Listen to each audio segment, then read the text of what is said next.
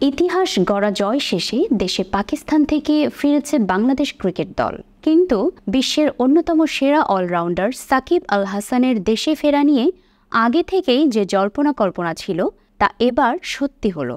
পাকিস্তান সিরিজে বাংলাদেশ দলের হয়ে মাঠে থাকলেও বিজয়ীর বেশে দেশে ফেরার দলে নেই সাকিব। বুধবার গভীর রাতে দুই ভাগে ভাগ হয়ে করাচি থেকে দেশে ফেরেন ক্রিকেট দলের সদস্যরা। একটা দল দুবাই হয়ে আরেক দল দোহা হয়ে ঢাকায় ফিরেছেন। তবে হত্যা মামলা মাথায় নিয়ে কোনো দলের সঙ্গেই বাংলাদেশে আসেননি সাবেক সংসদ সদস্য সাকিব আল হাসান। তাই পাকিস্তান থেকে দুবাই হয়ে যারা ফিরেছেন তাদের সঙ্গে দুবাই পর্যন্ত সঙ্গী ছিলেন সাকিব। জানা গেছে সেখান থেকে ইংল্যান্ডের ফ্লাইট ধরেন তিনি।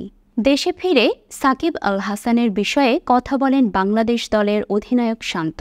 তিনি বলেন, সাকিব ভাইয়ের ব্যাপারটি এটি ভিন্ন একটি ব্যাপার। তবে প্রত্যেক খেলোয়াড় সাকিব ভাইয়ের পাশে আছে।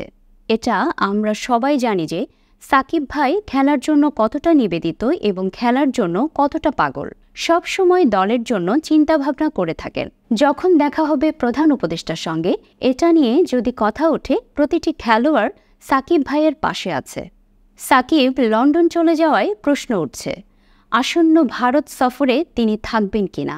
9 সেপ্টেম্বর থেকে ভারত সফরের অনুশীলন শুরু হওয়ার কথা টাইগারদের। 2 টেস্ট ও 3 টি-20 খেলতে 15 সেপ্টেম্বর ভারত যাওয়ার কথা বাংলাদেশ ক্রিকেট দলের। দলের সঙ্গে যোগ দেওয়ার কথা রয়েছে সাকিবের। প্রসঙ্গত, গত 5ই আগস্ট আদাবরে গার্মেন্টস কর্মী রুবেল হত্যার ঘটনায় তার বাবা রফিকুল ইসলামের দায়ের করা মামলায় 156 জন আসামির তালিকায় 28 নম্বরে আছে সাকিবের নাম।